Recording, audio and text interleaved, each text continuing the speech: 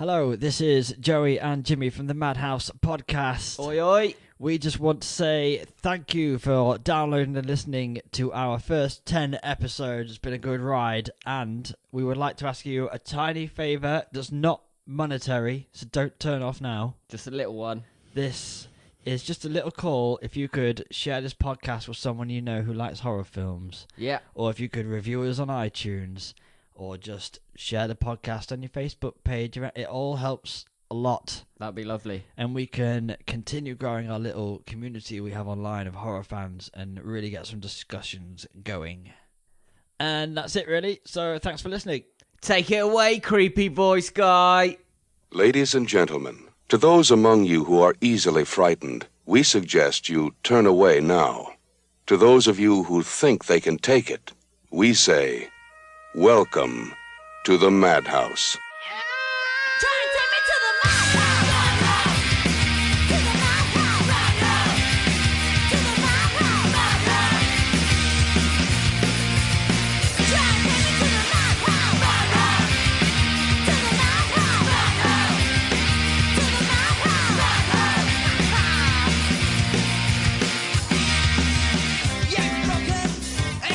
Hello and welcome to the Madhouse. My name is Joey, and joining me is the only man left on earth who still thinks computers might not catch on. The man who won Man of the Match playing for Australia in the 2015 Cricket World Cup final. Traitor. And he is the man who shot the deputy, famously leaving the sheriff as a tribute for Bob Marley to kill. Bob Marley eventually admitted to shooting the sheriff, but took the secret of what happened to the deputy to his grave. Not a snitch. Right. Good day, mate. It's Jimmy boy. Oi. Oi, oi. Good day. How are you doing? Yeah, I'm alright. I was going to carry on the Australian I accent. was hoping you would. I changed my mind. Well, there we go. That is, Jimmy Faulkner is actually an Australian cricketer Yeah. and an actor. But different Jimmy Faulkners. Anyway, it's episode 11. 11. Here we go. I'm just about recovered from episode 10. That was a long one. It was a long hangover as well. It was about an hour and a half when it came out. It was a lot longer than that when it went into editing. Yeah. Are you still drunk from that episode? No. I've actually drank a lot less than beginning of last episode because I was very aware of my slurring. Yeah, we're taking a more sober take on this film, I think. Yes. I mean, I've only had 3, so that's a start. I'm still on my first one. There you go, self-control. Yeah. So this is episode 11. Our next run up to episode 20, where we do Dawn of the Dead by George A. Romero.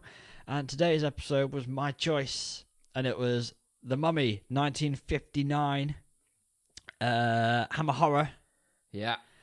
We didn't specify last episode. I just said The Mummy. I'm hoping you haven't done a Brendan Fraser film. Oh, I was talking to my friend today at work, and he said, "What are you doing tonight in your podcast?" And I said, "Oh, I'm doing the Mummy tonight." And he went, "Oh, the Brendan Fraser one." I went, "Dude, we're a bit more credible than that, man. It's Hammer House, a horror one." Tom Cruise one then. Does he sound like that, or did I just make fun of him a lot? No, he kind of sounds like that, but he won't mind if he hears it. He probably won't hear it. Okay. Stoners, isn't it? He's probably high. So it's not Tom Cruise. It's No. not Brendan Fraser. It is Christopher Lee and Peter Cushing. Peter Cushing. Couple of big names in the Hammer House of Horror. What would you call it? They're called players, aren't they? Yeah. Roster players. Yeah. Massive. On the books. Yeah. For on the Hammer Horror. books. I mean, yeah. We'll get to what they've done, but so it was first distributed in the USA on a double bill with either The Bat, with of course our Lord and Saviour Vincent Price in, and or Curse of the Undead. So I'd like to go and see that double bill. That does sound like a good double bill. One of them ones, a drive-in. Yes. Take your chick down to the drive-in, get some fries, and watch this English horror film. I do want to do that one day. Not necessarily this specific horror film, although it would be fun. But I want to do a drive-in. I want to do that one where you get to watch Jaws, but you're in like a lake. Oh yeah, I've seen that. And you're sat on like rubber rings. That would be fun. Problem is, that's fine in some parts of the US. In the UK, it's going to piss it down. It's going to be cold. You've got to get ready. You've got to be in full wetsuit. Yeah, I think. So, The Mummy. Like it? Yes, it was the first time I seen it. It's not my favourite line that Hammer went down. I prefer Frankenstein films that they did and the Dracula ones. Yeah. But yeah, it was alright. It was good. Should we do a plot slot? Yes, okay. Got Let's something do else it. first or plot slot? Plot Slot. slot. Okay. Timer is set for 10 minutes. Okay? Egypt, 1895. An Egyptian archaeology expedition finds an ancient badge in the sand. Archaeologists Stephen Banner and Joseph Whimple take it to show Stephen's son John, played by Peter Cushing, who's resting in a nearby tent because he's broken his bloody leg somehow. They believe the badge indicates they are close to finding the concealed tomb of Princess Anankas on the basis that the badge may have come from one of her soldiers. Despite their excitement, they're also concerned about the implication of John's leg having not been treated, not been set, and therefore not going to heal properly, so he's going to have a limp for the rest of his life. But yeah, he doesn't seem to care, does he? Nah, he don't care. He's all about the Tomb. Egypt tomb stuff, yeah, isn't it? At the entrance to the tomb, archaeology, that's what you're thinking of. At the entrance to the tomb, they are stopped by an Egyptian man, Mehmet Bey, played by George Pastel. Sorry, I just want to put out, if you ever want to have a racial stereotype of an Egyptian man, pop a little God. fez on him. Yeah. Crikey. Anyway, 1959 is fine. Yeah. Sorry, carry on.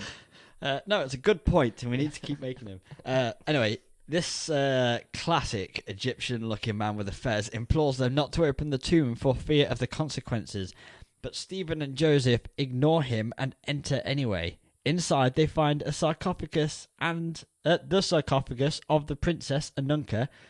Joseph goes back outside to tell John of their discovery, and Stephen remains inside and finds a scroll of life.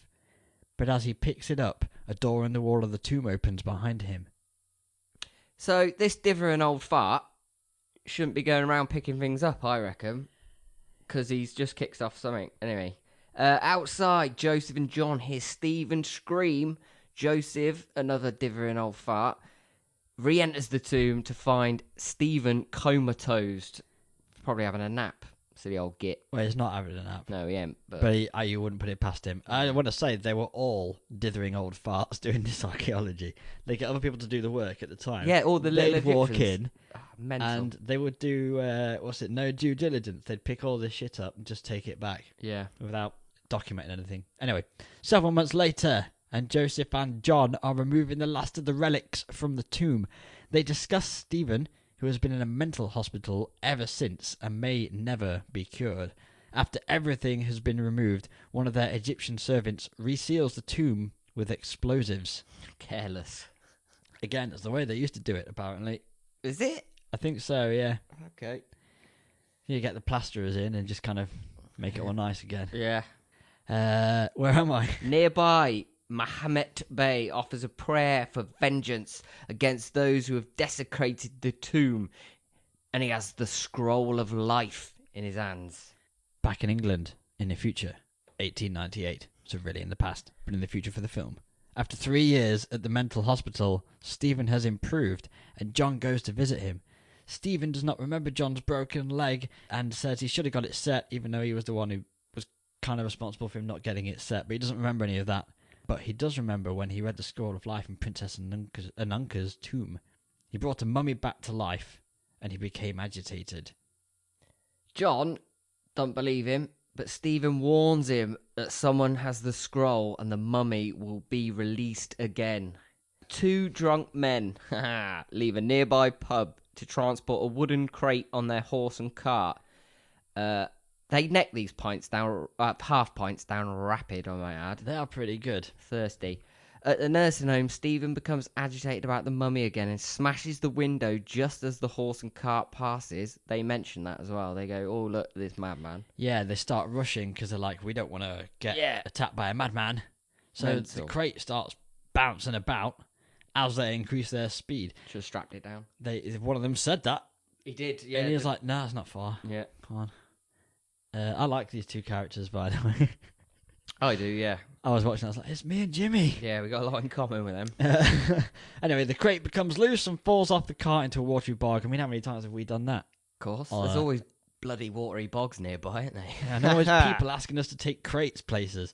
The police and men search for the crate but are unable to find it. Mahomet Bey appears and tells the policeman they were transporting the crate to him at a nearby large house, and it contains ancient Egyptian relics. God, that's terrible. Are you Bob Marley?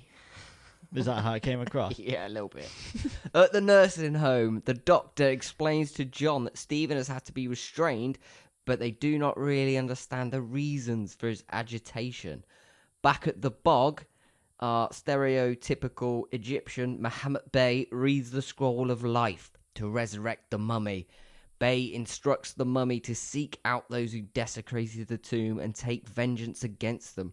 The mummy goes to the mental hospital, breaks through the bars of the window to Stephen's room, and then strangles him. At the subsequent inquest, the conclusion is forced entry and murder by person or persons unknown. Joseph and John return home to look through Stephen's papers and attempt to discover who may have wished Stephen harm. They discuss the discovery of Princess Anankas' tomb and the point when Stephen lost his mind. John reads the story of Princess Anankas' death from illness on a pilgrimage. In a flashback, the body of Princess Anankas is anointed in a ceremony overseen by a high priest, Karas. Is that how you pronounce that? Karis? Karis, I think it is. A body is taken in a long procession by Karis to be entombed along with various symbolic relics and statues. Her body is laid to rest in a tomb in the side of a mountain 1,000 miles from her home. She died on the way. Yes. They were travelling somewhere, weren't they? Yeah. And she got ill and she died. That's why they're thousands of miles. Anyway, in various ceremonies over the following days, slaves and maidens are sacrificed to ensure the location of the tomb remains a secret. That's what they did with the moon landings, isn't it? No, they just paid like 4,000 people to keep quiet. Oh, yeah, hang on. This is a far-fetched one, but they actually landed on the moon. Mental. No. Finally, Karis returns to the tomb alone with the scroll of life. He had secretly been in love with Ananka, which was forbidden for a priest, and he tries to bring her back to life by reading the scroll. However, he is caught in the act and sentenced to have his tongue cut out and to remain on to guard for eternity at the tomb. He's wrapped in bandages and buried alive in a secret chamber hastily built next to Ananka in the tomb. Yeah, they did that well quick, didn't they? They must have known that someone else was going to be in there. Christ. Joseph and John think that Stephen possibly lost his mind over the myths in the story of Ananka and Karas. At his house, Bey offer a prayer to his Egyptian god and instructs the mummy of Karas to destroy the second of the tomb's desecrators. As the mummy walks through the woods, it's seen by a poacher, played by Michael Ripper, who flees to the pub. The mummy bursts through the door of Joseph and John's house, strangles Joseph.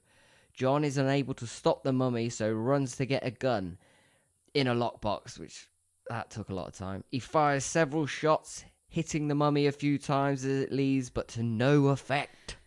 Inspector Mulrooney, which is sounds like, and it's Ed Byrne.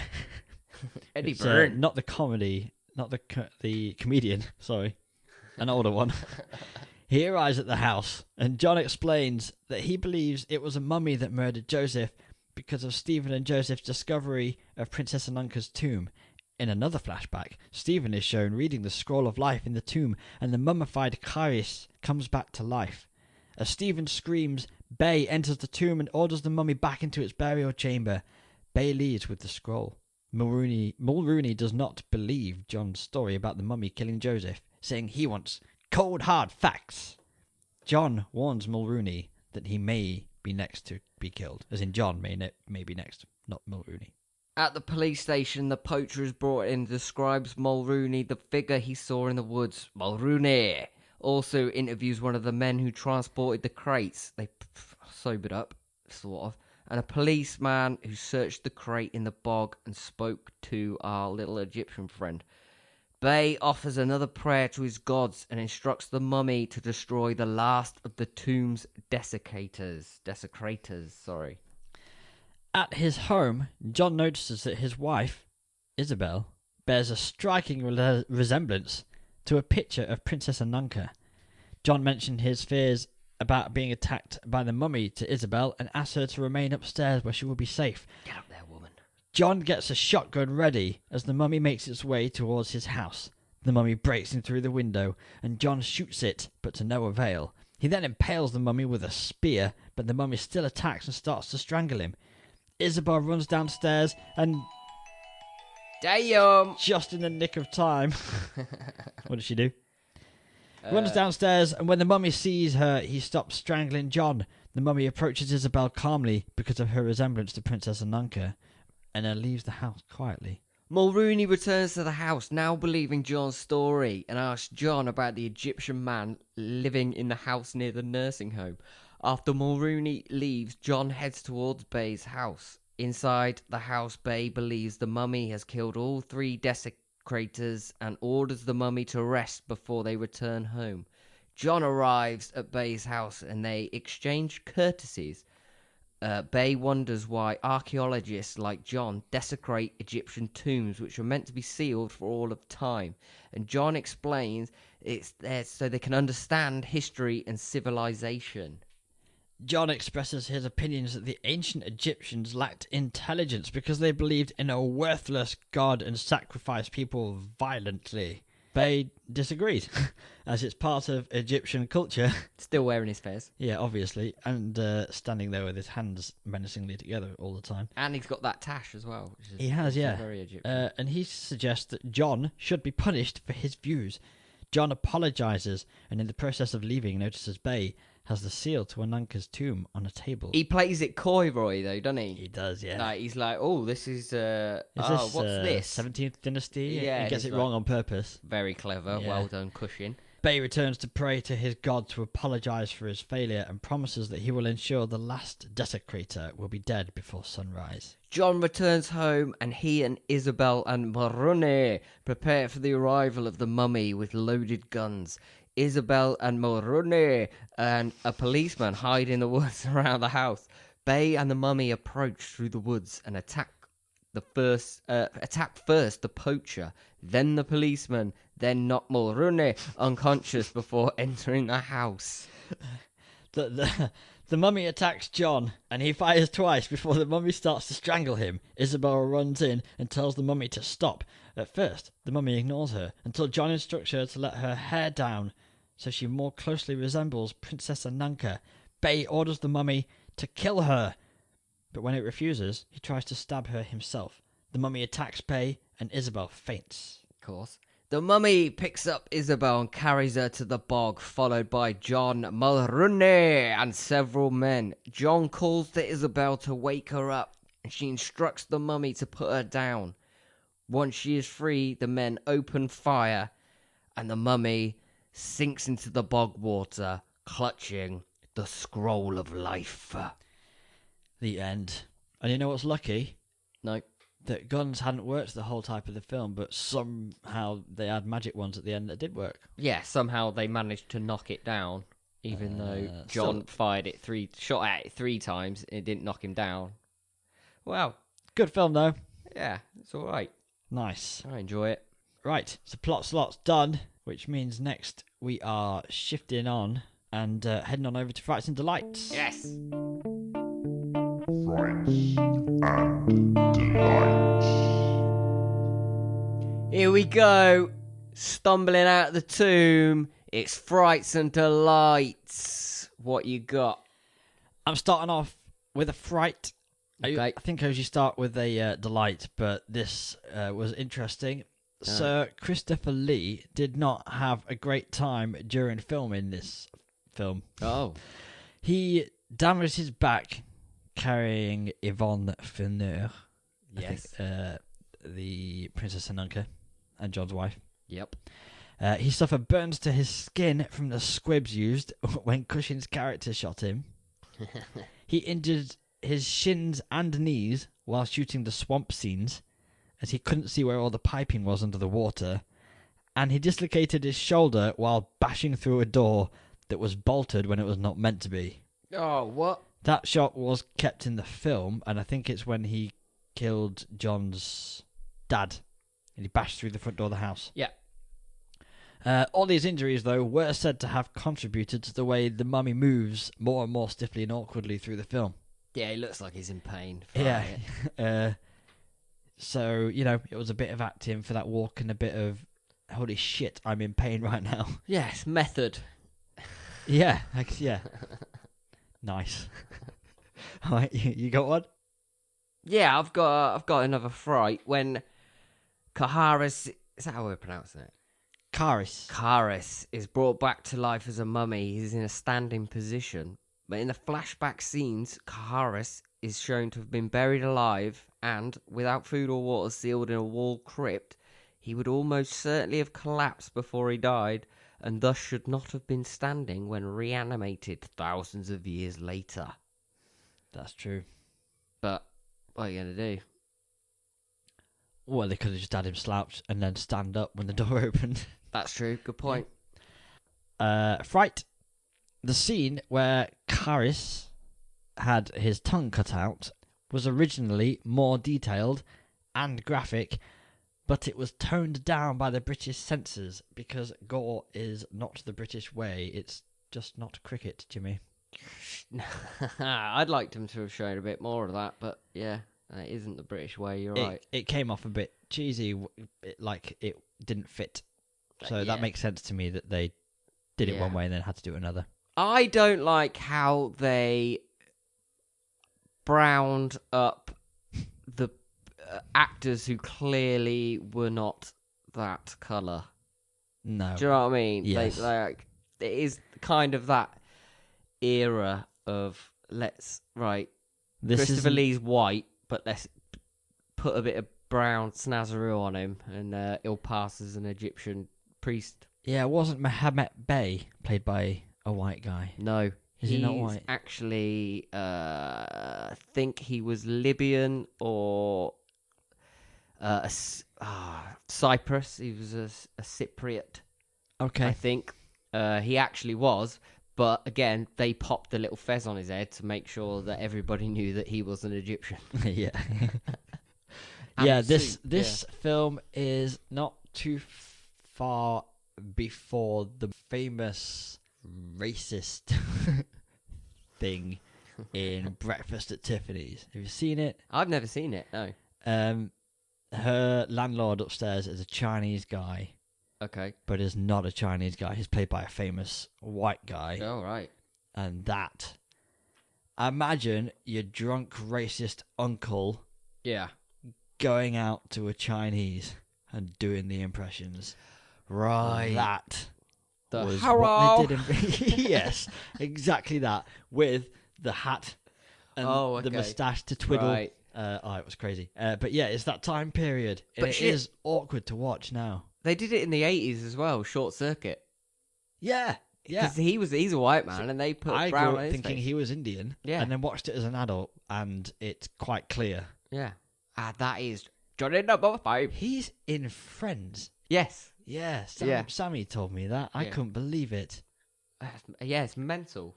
So you were getting away with it up until the 80s. Yeah, what's the robot called? Johnny number 5. That's it, yeah. That impression is both bang on and terrible. Yep. It's I a brilliant apologise. impression of him doing a terrible one. Yeah. Anyway, I moving on. apologise Awkward racism in old films. It's there. Yep. Is it my turn or your Yeah, turn? sure. You go for it. Okay, this is Fright and Delight, I think. Hammer Film Studios were awarded the rights by Universal Studios to remake their classic horror films. So The Mummy is not just a remake of one film, The title is taken from its 1932 namesake. The plot is lifted from The Mummy's Hand and The Mummy's Tomb, both made in 1940s, and the ending was taken from The Mummy's Ghost. Only a few small elements of the 1932 version made it into this version, such as the scroll aspect of the story. The mummy walking across a tomb and scaring someone to the point of insanity was also in the original. And despite all this borrowing from other films, and this is why it's a fright, no credit or acknowledgement of these earlier iterations is given. Oh, okay. I also Karis and is it Imhotep from the Universal Pictures. Oh, the names. Mummy. I think that their stories are similar. Okay. Yeah. So yeah. Instead of making them all separate, they seem to make a nice little blend. Yeah, I enjoy what Hammer did with the Frankenstein movies. Yes. I like that. I mean, they had to call it Frankenstein. Victor Frankenstein. Yeah. But I thought all of them were great. Yeah. They do good. Dracula's good as well. Is this our first Hammer horror? It is, isn't it? Yes, it is. So we have loads to do, which is good. Yeah, we got loads. Yeah, Lots and lots of Hammer. so a lot of cushion, a lot of Lee, Yeah. a lot of Lee, a lot of cushion. More cushion for the pushing. Yeah. I'm leaving that in. Okay, I've got a delight. If you can let me move on from that. Do it. Peter Cushing for the pushing. In the documentary, In Flesh, don't look at me like that. In Flesh and Blood, the Hammer Heritage of Horror, released in 1994, he said he came up with the idea to whack a spear through the mummy because the poster that was knocking around promoting the film while it was being made showed the mummy with a hole through its abdomen and torchlight shining through the hole, and it inspired him. That poster's amazing. Yeah, the artwork's great. Hammer always get their artwork right. Yeah, artwork, names of movies, players, stories. Everything. Yeah. Always sort of 19th century Yeah. style. Yeah. Like, people always wearing... Oh, what are those things called? Like, when Cushing's just relaxing in this. A he's got his cravat. Cravat. He's got his smoking jacket on Yeah, and his yeah. cravat. Like, Everyone's That is smoking part a of his- pipe and got shotguns. yeah, pouring out a whiskey. Yeah. Say, oh, woman, go upstairs. I was just about to say, why can't we do all that stuff these days? But I don't want to do the last one. I wouldn't stand for it. Still, we should do one in our smoking jackets and pipes the next time a horror film. Just Yeah, we'll get a couple of wing-back chairs. yeah, by the fire. I got fire. Yeah, a couple of that. Yeah, that would be good. That's a good picture for us as well. I'll have a pint of cider in my hand, though, instead of a bottle of brandy. bucky as well. That'll be good. Yeah, Let's do that. brandy glasses with butt fast. Yes. Right, Yes. it's your turn. I don't have any more. Okay, well I've got a few. Okay, go on. This film has a 100% rating on Rotten Tomatoes. Oh yeah, I did see that. It only has a 6.8 out of 10 on IMDb, showing that critics and reviewers, ourselves included, are full of Yeah. opinionated shit. Which is, I'm not going to even try and defend ourselves. You might like films that we don't like, and we might like films you don't like. That's just the way it goes, isn't it? Yeah, but 10 out of 10 is 100%, sorry, for Rotten Tomatoes, pretty good. There was a sequel made in 1964 that did not star either Cushing or Lee. Mental. Why not? They probably said no. Oh, I can't imagine they didn't ask them. probably yeah. It did have George Pastel and George's Fez reprise their role as Mahomet Bey. Was it the same Fez? I don't know. Oh, right. It didn't okay. get credit. Oh. Mahomet Bey also sounds like a good place to go surfing. It does. It sounds like a beachy resort. Yes. Mahomet Bay. We're just heading down to Mahomet Bay to catch some waves. Yeah? Yeah, dude. In ancient Egypt, this is a fright. In ancient Egypt, it was customary for death masks to be painted with open eyes so that the dead could see in the afterlife. Princess Anankas' mask has the eyes painted shut. So whatever realm she is chilling out in these days, she can't see it, and she's probably pissed off. I think that I would like a death mask. Just in general? No, when I'm dead. I'd like to. Yeah, I mean... I've got two options for when I die at the moment, off the top of my head, that I've just thought of right now. Okay. I want somebody, possibly Nat, to, when I die, hopefully if I'm near her, to plaster my face and get the last look on my face, and I want her to then latex that up into a mask to have in the flat, and I would like people who come round. Oh no, maybe that's getting a bit weird actually to wear it. But It no, maybe started Nat can getting wear weird way before you thought it right, did. okay. The second thing is, do you remember on Channel 4 late at night when they used to have live autopsies? Yeah. Okay, I wanted to give my body to that creepy guy. What's that doctor called? German dude. He's weird. We are going to remove his skin now. Yeah, and he had that weird hat. Yes. He looked he looked like He- straight out of a horror film. Yeah, he was an evil German dude. Yeah, could have been Human Centipede. So I wanted to give my body to that, but they covered up the faces with like polystyrene. Mm-hmm. And one thing I would say is I don't want my face covered up because I want people to see me on the telly. I remember watching that, and I remember seeing a tattoo. And On someone. on one of the Dead people. corpses, Right. and whoever I was watching it with Yeah. said that should not be there, because the reason they cover up the faces is so that you can't identify it as what. Because all these Yeah. bodies are just picked from all the bodies that Yeah. donate their body to science. Yeah. No one donated their body straight to that show, so someone's loved one could have died, and then they're watching this show Yeah. a few weeks later, and there's their husband or wife coming off ice. Oh, Christ. Dave. And he's having his tits cut off by a mental German doctor. That was a weird show. I can't believe it was on. I watched it out of curiosity, and then I it's like, used to love holy it. shit, they've taken the skin off a man. You couldn't do it now because people would complain about it. Do you know what I mean? Yeah. They'd have something to say Ironically, about they'd it. skin you alive for putting it on television. Another thing, I'll wear a body farm. Yeah. I'd like my body to go, to a body farm. Maybe. Okay. Just, Stephen Fry went to a body farm. yeah. And I'd like to be laid out, butt naked, pint glass in my hand. Effects of alcoholism, I think it would be. So a Yeah. pint glass in my he'd hand. still be preserved like 10 years later. Yeah, face down on the floor with like a little bit of Strongbow in the bottom of my glass, and we'll see what happens. Oh, this is dark. Okay. I'm going to get put in a lead-lined, airtight coffin, Yeah. preserved in a cryo unit, and shot off into space, the direction there are most likely to be aliens, Okay. so they can bring me back to life and I can live as a pet. Okay. First question: why would they want to bring you back to life? Curiosity. Right. Second question: why would they want to bring you back to life?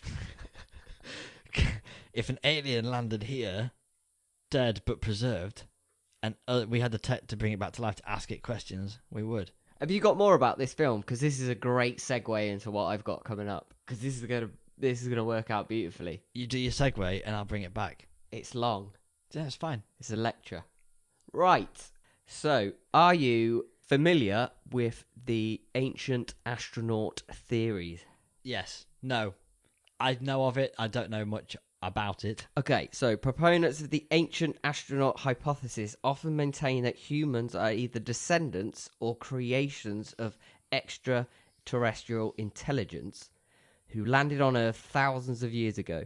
An associated idea is that humans evolved independently, but that much of human knowledge, religion, and culture came from extraterrestrial visitors in ancient times, in that ancient astronauts acted as a mother culture.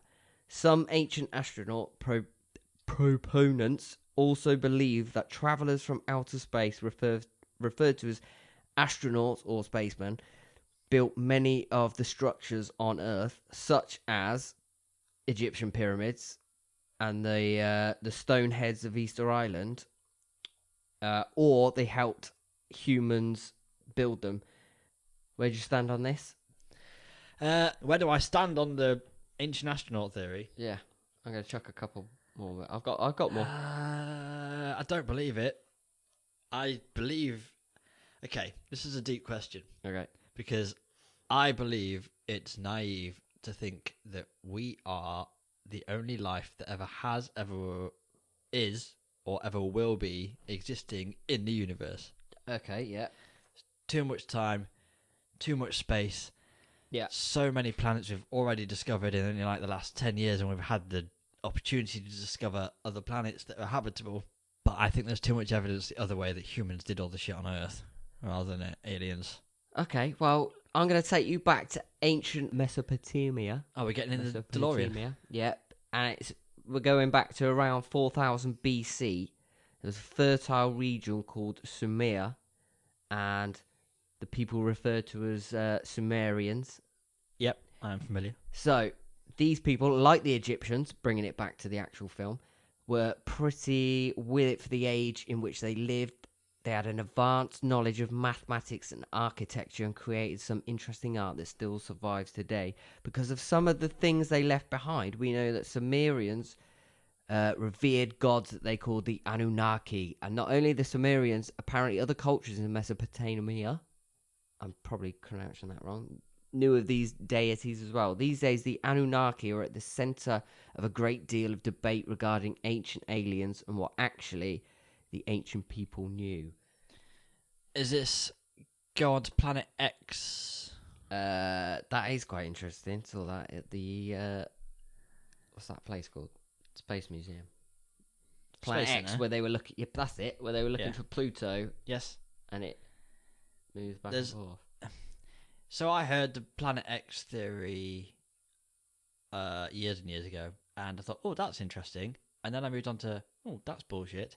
And then I heard that because of the orbits of the planets, they actually are looking for a large planet in the far outer solar system. Yes. Actually, there are actual scientific papers. Yeah, so there may be a large planet. So, all right, that's good. So there's this guy, Zachariah Stitchin, who believed the Anunnaki originated from Nibiru, Nibiru. a rogue planet that takes thousands of years to orbit the sun. The Anunnaki who came to Earth were working class aliens sent here to mine gold, which they use for fuel. Till Thatcher came along and stopped him. Right? Oh, political. Is that right? So they brought that back to their homeland. When they rebelled against the poor working conditions, the decision was made to genetically modify prehistoric humans, Homo erectus, by incorporating Anunnaki. See you shaking your head. By incorporating Anunnaki DNA and creating a new slave species. Boom! In the blink of an eye, Homo sapiens were born, and that's obviously us. Are you following? I'm following you. So where do you stand on this? Well, I fully believe that. I fully believe the ancient astronaut theory, 100%. You reckon 100%. aliens came from a planet that's orbiting around? Because I heard the theory that this planet takes...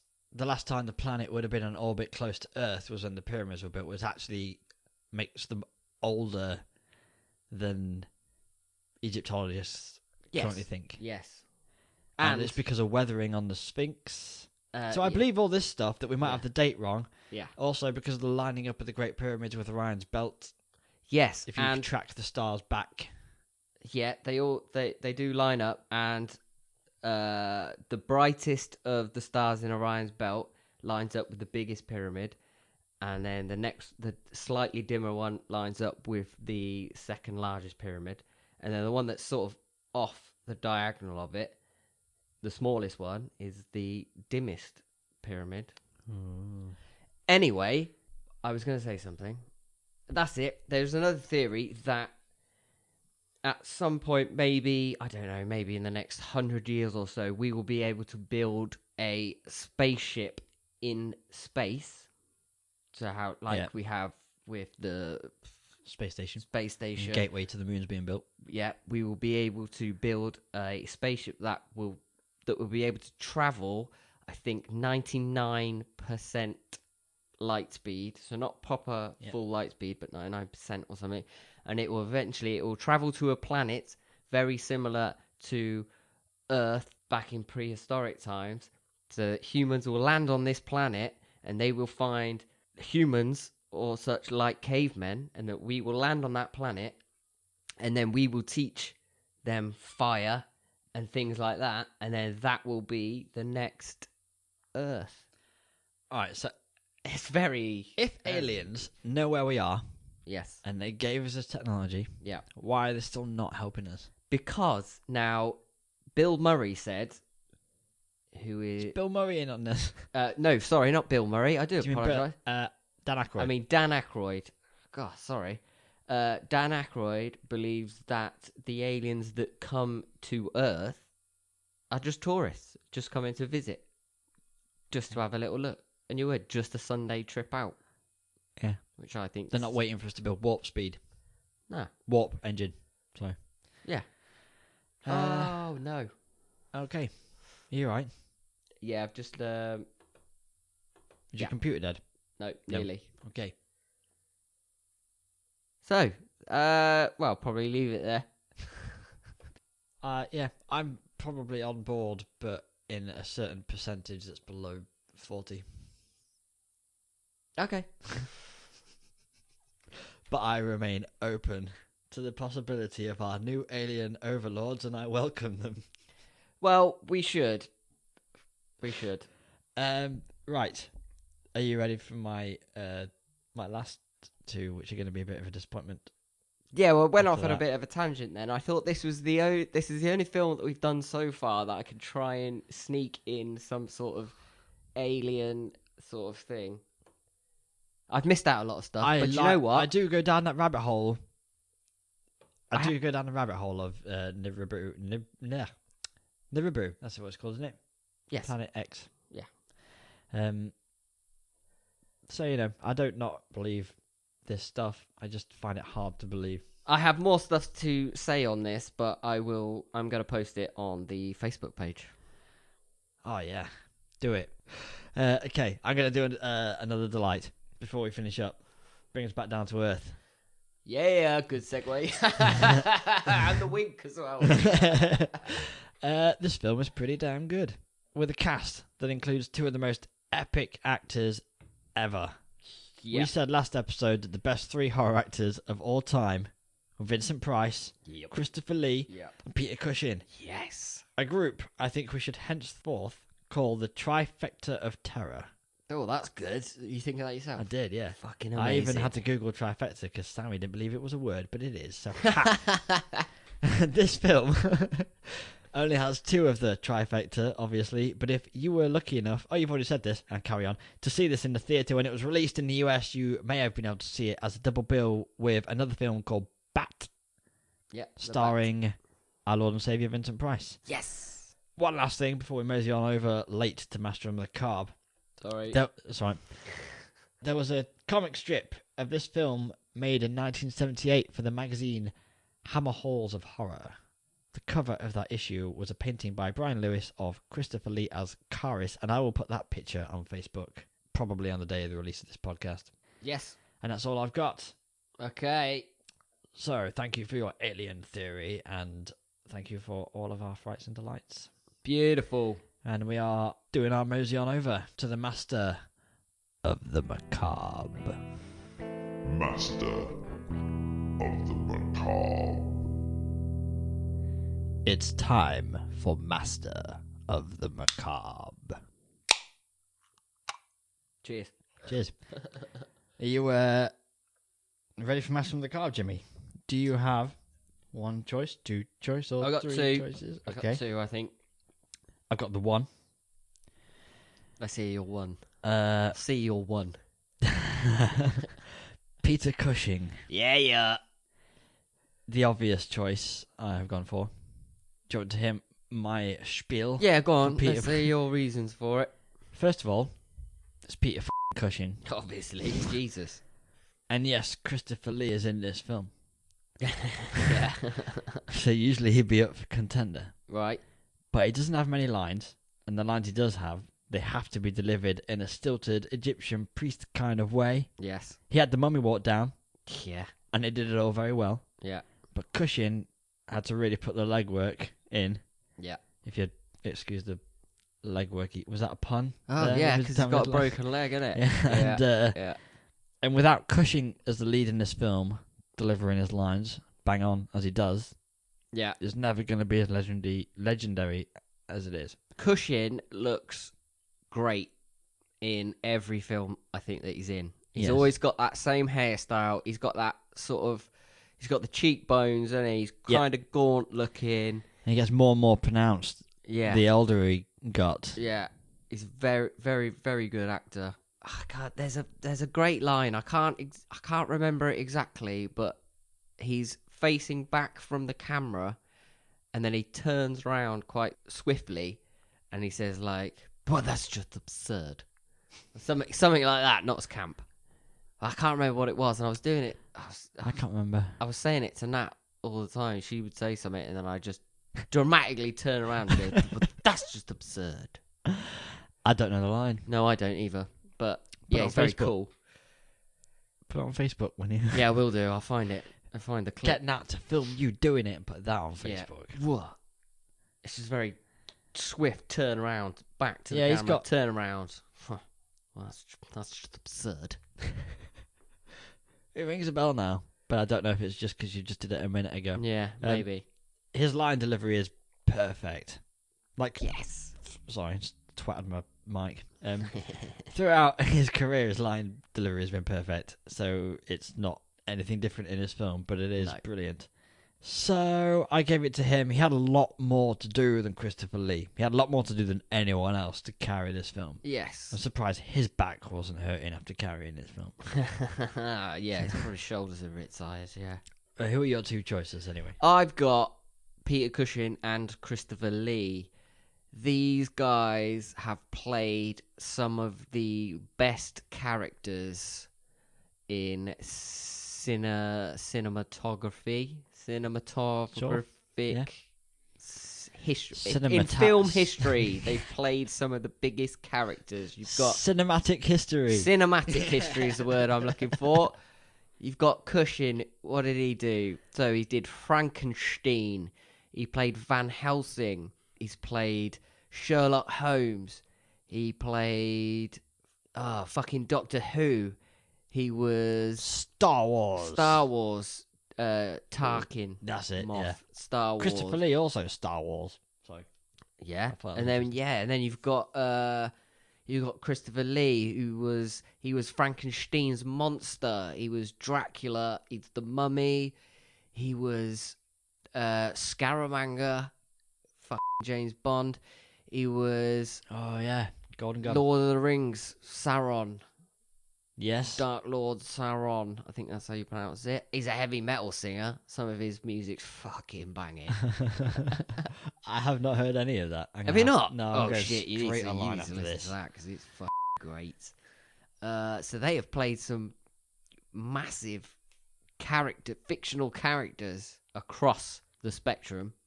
I wanted to give it to Christopher Lee because I thought how he played the Mummy, as opposed to Boris Karloff playing the Mummy. I think I like Christopher Lee better because I don't know, maybe he looked better and he's British. I like Christopher Lee. But anyway, I think it should be Cushing. I think it just should be. It's more Cushing for the pushing. Oh, you looked disgusted when I said that earlier. Stole that line. Well, I'm all for Peter Cushing. That's what I said, and I agree with everything about Christopher Lee's performance. But Peter Cushing had so much more to do. Yeah, he had to get that limp down, which he Yeah. lost a couple of times. If you notice, some of the times he was Yeah. walking normal. It was like, but we'll forgive him for that. Maybe he hurt his other leg and it just balanced out Yeah. for that scene. Yeah. So Peter Cushing. But his beautiful, suave, sophisticated manner. I think he Father should. treated everybody perfectly. Mhm. Or such other words that he might have said. Yeah. This is absurd. Anyway, Great Sherlock. he's got a great medal Sherlock Holmes. on his way Yes. to wherever he is right now. God rest his soul. Very deep below ground, unless he's been cremated and then he's in a pot somewhere. Yeah, it'll find him. It'll get out to you there. Spiritually, we're sending out good vibes. Fingers crossed, one day you would be reanimated in the zombie apocalypse. Actually, you won't because you'd be 6 feet underground. He was brought back for Rogue One. CGI. That's true, yeah. And he got a posthumous award or something for that. Yeah. That was really good as well. Not seen it. Rogue One's probably the best out of all the newer Star Wars. Worth a watch? I'd watch Rogue One. Yeah, okay. Well, I did watch Rogue One. I would recommend you watch Rogue One. Okay, I'll do it. Even if it's just for CGI Peter Cushing. Yeah. Well Cheers. done, Peter Cushing. Yeah. We are going over now to the Madhouse rating system. Rating. The Madhouse Rating System. Right, we're going to walk like an Egyptian over to the Madhouse rating system. First up, as always, tension and suspense. Nice intro. Thanks. Music, once again, playing a big part in the suspense of this film with great use of percussion to emphasise the daunting attacks of the mummy. While the mummy is killing John's dad in his cell, it builds up to the point of the attack and then slowly settled down as the life left his body, which was a nice touch. Then it built back up again to show the scale of what's just happened as the mummy leaves, and that's just one example of many where the music was used particularly well with the percussion. Yes, Throughout music. the film. Yeah, music in Hammer House of Horror films, I think they nail it. Yes, it's a proper score, isn't it? It Yeah. isn't just here's a bit of music because something's happening. Yeah. It's like when a silent movie had music going throughout to really just give an actual feeling the whole way through the film because nothing else. Like they kind of do that, but with dialogue, Yeah. and that's good. The other tool in this film's suspense tool belt that works. The other tool he's talking about there. The other tool in this film's tool belt of suspense, something like that, is the actors. Anyway, like all of them knew when to get dramatic and when to be an aid to someone else's moment of drama. Yeah. Stand to the side and let Peter Cushing have his moment. Stand back and let his wife's character. What's his wife's character called? Yvonne. Yes, that's it. Was No, that- that's the actress. But Actress. Yeah. yeah. So She was a stunning young lady, wasn't she? she was rather stunning, Jimmy. Very lovely. I wouldn't mind having a nunker on that. Wow. Anyway, they knew what the role was. Every point they were on camera. Sorry, you got me again there. On camera, Peter Cushing's line delivery, something else entirely. Brilliant. Deliver a speech about a situation, and then when it's done, the tension's ready for Christopher Lee to just smash through that door. Yeah. I mean, that was very in-depth. I don't... What was? Your description. Oh, what I said? Yes. Okay. Yes, darling. Yes. However... I don't know. It's still, again, I think we need to go... We have to put ourselves in 1959 when it came out. Mm-hmm. I don't know. I'm not sold on the tension and suspense. The I'm not gonna techniques- lie. I love it, and I love the actors, and I love the acting, and I love all the cheap set and the way it looks and the story. But I'm not sold. I wasn't gripped. I know exactly what you mean, and I think it's because it's a man wrapped in bandages. No matter what you do. Yeah, I don't think there was a lot of action. Do you know what I mean? Yeah, a lot going on. A man in bandages who has to just move. There's no zombie back to lifeiness about this. No. The techniques deployed are about as old as the mummy itself. That's good. Do you know what I mean? Yes. It's so there's not much to talk about with Yeah. it because they didn't do much. Yes. It was at a time period after silent films, obviously, quite a while after, but before Yeah. we really figured out the action Yeah. and before more was allowed. Yeah. You can't, in 1959, have a head just chopped off and blood spurting everywhere. Or can you? Yeah, but I think Hammer did Frankenstein and Dracula 100 times better than they did The Mummy. Yeah. Like The Curse of Frankenstein. and The Revenge of Frankenstein, and Frankenstein Created Woman, and Frankenstein and the Monster from Hell. Those films I think are great. I don't think they hit it on the head with The Mummy. Okay. I'm Well, I saying think no the tension and suspense was standard, apart from, like I've already said, the music. The actors were great. Maybe it needs more than that. It was those couple of old duffers at the start that were annoying me. Thurtling around trying to get in the tomb. Oh, yeah. They were just Bumbling really, idiots. really, really, really slow to get into that tomb. I'll go and tell John. I'll go and tell John. Come on, Grandad, come on. It's 1895 and I'm obviously pissed. Letting all these young Egyptian men dig out this tomb for me. Then I'll live here and read my newspaper. And then Boris Johnson here, apparently.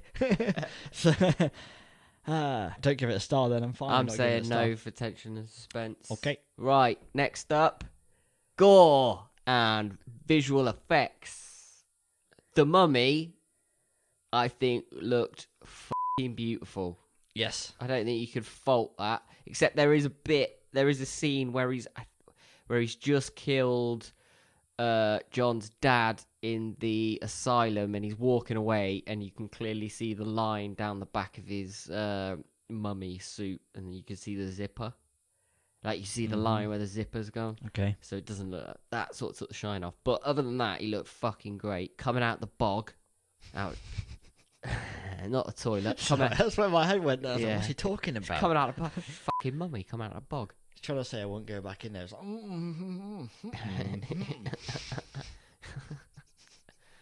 God, how long you been sitting on that, boy? It stinks. Saving that for a few years, have you? God, I can't see. At least if there wasn't a toilet roll, I could just rip some bandage off. That's true, yeah. Well, he doesn't even need to do that. He just needs to rub his forearm up his crack. Well, about the mummy, I've got, it's a man wrapped in bandages, but done well. I have a theory that it quickly became clear to the effects department that a man just wrapped in bandages looked about as shit as it was cheap. So someone turned to someone else and said, if we drop that thing in a swamp, Yeah. we have a swamp monster Yeah. cross mummy Yeah. thing. And all that swamp gloop covers up the obviously new bandages, makes the mummy look menacing, more decomposed, more disgusting, Yeah. while making it less obvious it's Christopher Lee, Yeah. as amazing as he is, wrapped in bandages. Yeah. So that was a good call, and it saved it, because it did look great. Yeah, it did look really good. And I do think, I mean, it may be one of the things that was taken from the stories it was based on, him being dropped in the bog. I don't know, but I like my idea that they tried it with just bandages and went, no, it doesn't look good. We need to come up with something. Yeah. And they dropped him in a swamp. Yeah, so he looked all crusty. Because if they didn't do that, all that happens is he gets delivered to the house correctly, and the film still happens exactly the same. Yes. Yeah. So I do wonder. I like it. I like to think my theory is right, and it works charm. It sounds right, yeah. Yeah, I don't think there's a lot of other sort of... Gore and visual Well, there's no effects. gore in it, is there? Because you don't get to see it Nah, because of the censors in 1950s. Yeah, I got a couple of bits about visual effects Oh, if go you on want to then, hear them. visual. Jack Jackass. Asher was the director of photography, and he wanted Ananka's tomb to seem as though it had been undisturbed for millennia. Oh. So somebody walked above the set of the tomb and sprayed a fine mist over it, so that as that mist of water dropped to the floor, it brought down all the dust particles and smoke. It said smoke in the description. I assume that's because everyone just smoked in the 50s. Probably, yeah. Peter Cushing's probably sat there with a fag on. Yeah, the cigars and brandy all over the place. Absurd. You're getting rid of the smoke? That's absurd. Still, it leaves a clear, undisturbed atmosphere. I like the commitment, but it seems like overkill to me in a time where you're making films that will be shown on a screen with, like 8 pixels. Yeah, but... Surely the dust isn't going to show on the screen. What's going to show is the fuzziness of shit televisions. I don't know. I think that's quite. Maybe that's before his time, Jack Asher. Do you know what I mean? Maybe he was thinking ahead. Maybe it worked a treat. I mean, the cinema screens would have still been pretty good with projections in the day. So, I mean, when they cracked open the tomb, there was a lot of light in that tomb that shouldn't have been there. I mean, the tomb is mysteriously well lit. yes. And no one has a torch. Those old duffers don't have a torch. No, you're going into a tomb. You take a torch, Yeah. but unless you expect it to be rigged up nice by a decent electrician a few thousand years ago. Yeah, they're just going in with their Pims and the copy of the Daily Mail. Yep. Mental. The tomb in general was done well from the prop detail, Yeah. the layout of it. It wasn't a 2D all against the back wall job. No. It had some depth.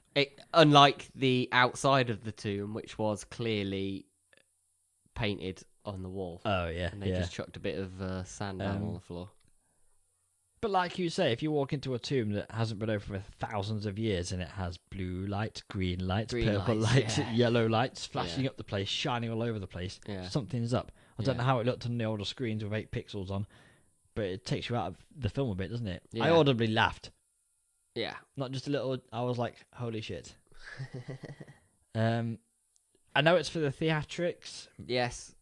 But it was too much. Yeah. Those lights. All I could think of was the electric bill of 5,000 years of racking that meter over. And the everlasting bulbs that seem to have not been invented again. Maybe it was the aliens. What do you reckon? I know you're patronising me, but...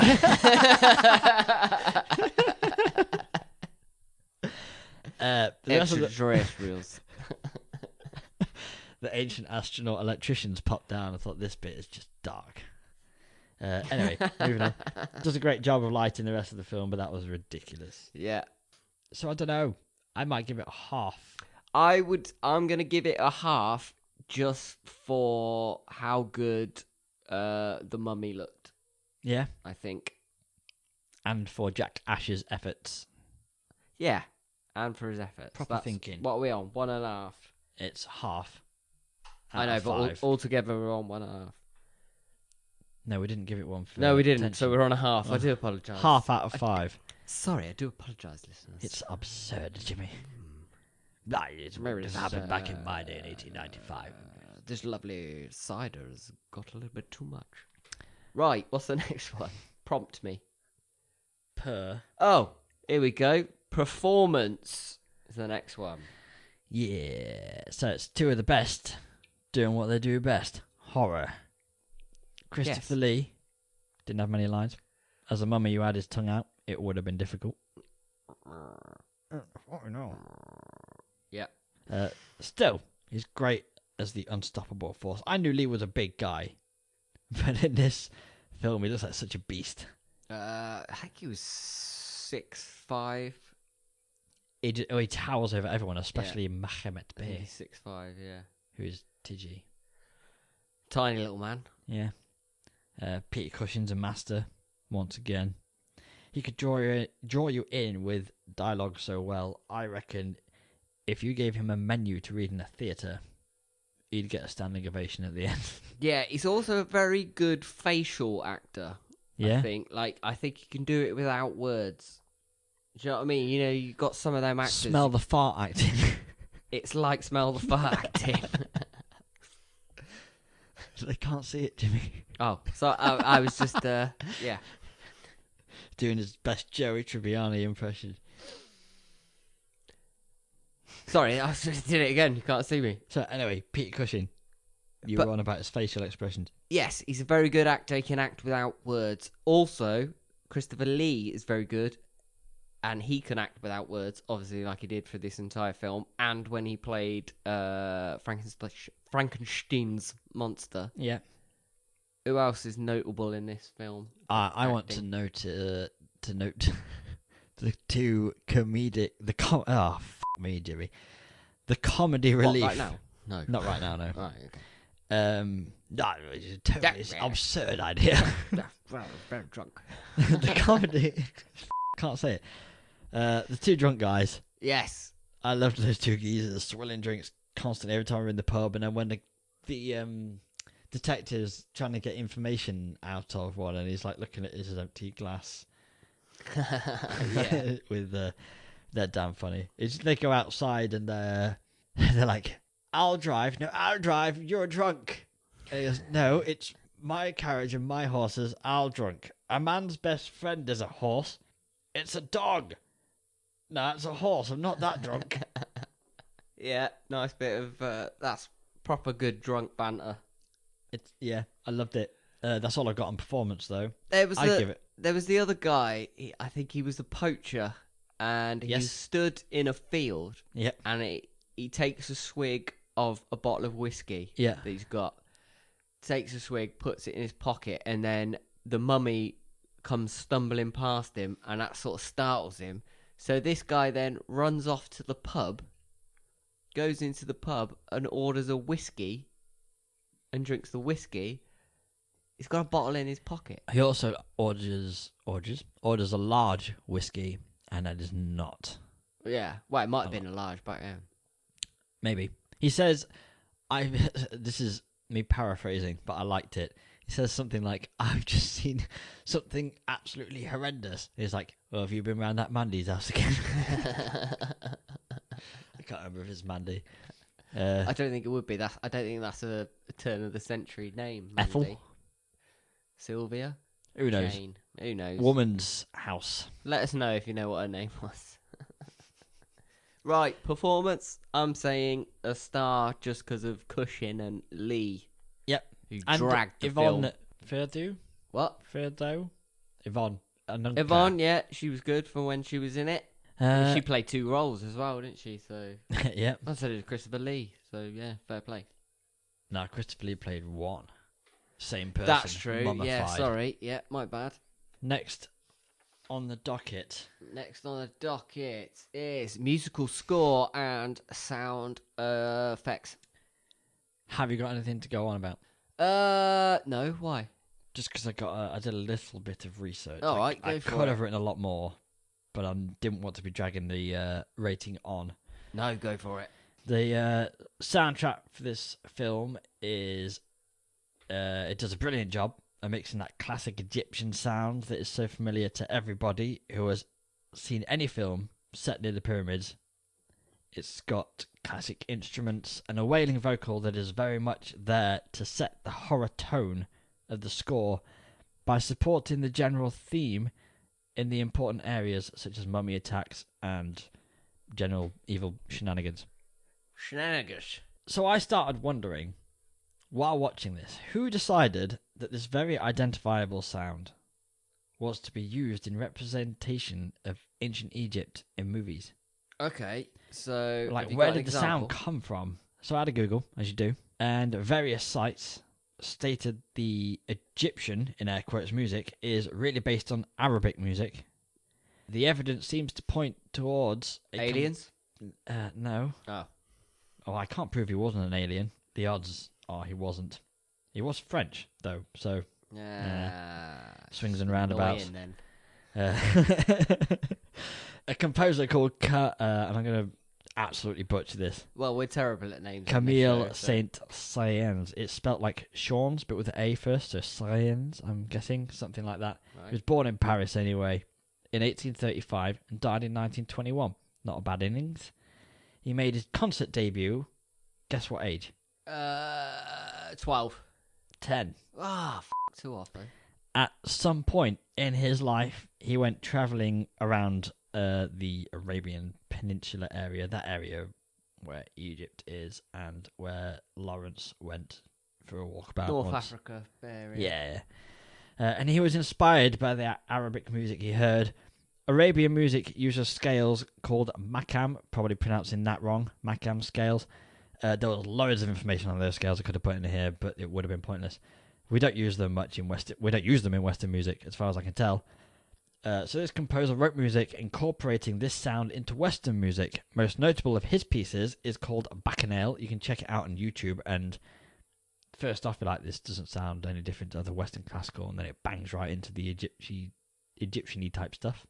This piece and others of his were used in Hollywood films a lot during the earlier days of filmmaking.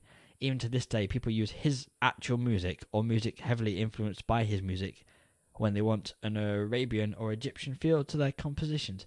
I did see somewhere online, I can't remember where, but it stuck with me, that at one point in Hollywood, his music accounted for 20% of the music used in Hollywood in the early days. The music for this particular Egyptian film was composed by Franz Reisenstein, who did a banging job. It isn't just that he got the feeling right.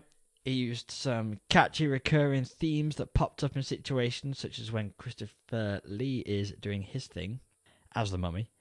He knocks a ton of percussion into the mix, using it masterfully to accentuate the more exciting plot points, then letting it simmer nicely through the dialogue. Yeah, simmer down. So it gets a star from me, the music. Yeah, definitely. Like I said, I think the Hammer House of Horror, they always have that good, recognisable score throughout. I do want to note something. Okay. It was too hard to find Franz Reichenstein's name online. Is it because maybe he was a Nazi and they've deleted him from history? Didn't think of that. 1959, this film. Yeah. Do you think they would have used him? We Ooh, won the I don't war know. in 45. Oh, I don't know. Maybe. All right. Maybe he's a nonce then. I don't know. Nazis, nonces. Swings and roundabouts again. The score in this film is like its own important element, though, as is a case of many horror scores. When they do it well, the music does its own thing. Yeah. He doesn't seem to have had much recognition for his work here. That's why I think there might be something wrong with this man. Okay, so check this out. Okay. His name is missing on most reviews and articles I could find. It was hard for me to find anything about this score. Okay.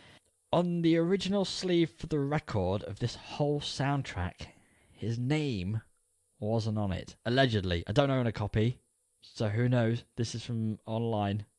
Sort of like no other source than the internet. I think there so, might be something up with this guy. Oh, well, we'll give him his due for this score. Maybe not his war crimes. There are any. I don't know. It seems a bit weird, though. 1959, I mean, it was right to use their rocket scientists. Yeah, that's true. Well, that was America, though. England didn't, so... Yeah, that's true as well, actually. Who knows? And Let's I have am a little... shit at interneting.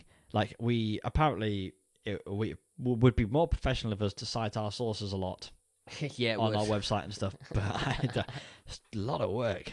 It is. So I usually try and find stuff in more than one place, written in different ways, and if it seems all legit, I'll add it. But my researching skills are not brilliant, so maybe it's not as hard as I thought to find who he is. But it seemed to me pretty difficult. If anyone out there who can find who this man is, we want to know who Franz Reisenstein. Get all taken on it. I will find you. I will kill you. He's probably already dead. Probably, but I just wanted to do Liam Neeson. Oh, okay. I will find you. I will kill you. It's like he's in the room. Star for music. Yes. And also, we're thinking of dropping listen. Well, I am dropping listener mail. I might replace it with something else. We get some listener mail. It's usually, hey guys, like the podcast type thing, which is great. I love those emails. It's not really worth reading out loads of the same thing on a segment. But we do appreciate it when you say nice things. Oh yeah, of course I do. And I always reply. But as a section, I might just call it a different section every week if I've got something to say. Sounds good. So which that does mean we are done for this episode. What? All that is left for us to do, Jimmy, is for you to tell me what film we're doing next week. Right, here we go. IMDb description. In Europe, a group of American college athletes unknowingly board a train that will become one deadly ride. Oh, no idea. Go on, the name's in the description. Give it me again. In Europe, a group of American college athletes unknowingly board a train that will become one deadly ride. Is it One Deadly Ride? No. Train. It's a film. Yes! Film called Train, starring the lovely Thora Birch. Okay. I've not seen it. It's going to so I be... will enjoy it. Yes. Will I enjoy it? I don't think you'll enjoy it. Is it my type? Not my Nope. type. No. Is But it? we've got to do it for the viewers. Yeah, I don't mind doing things I don't Listeners. like. Won't like. It's gonna be our first proper fucking gore. Is it torture porn? Sort of, yes. Yeah, that's probably why I've not seen it. But I'll watch it. Obviously, got to. It's not a long one. It's about hour and 20 something minutes. Hour and 24. Something like that. Fair enough. So Train, right? It's called Train. It's called Train. We'll see you next week, Yes. Madhouse listeners, for a film I apparently won't like called Train. And until then, please subscribe and share the podcast with a friend. Please, let's build this community online of horror movie lovers, mostly in the UK now, I will say. So let's get this UK scene buzzing. Check us out on Facebook at The Madhouse Podcast. Check us out on Instagram at The Madhouse Podcast. Email us at themadhousepodcast@outlook.com. And we will see you next week for an unhealthy dose of torture porn. Oh yeah! At the nursing home, the doctor explains to John that he was fucking James Bond.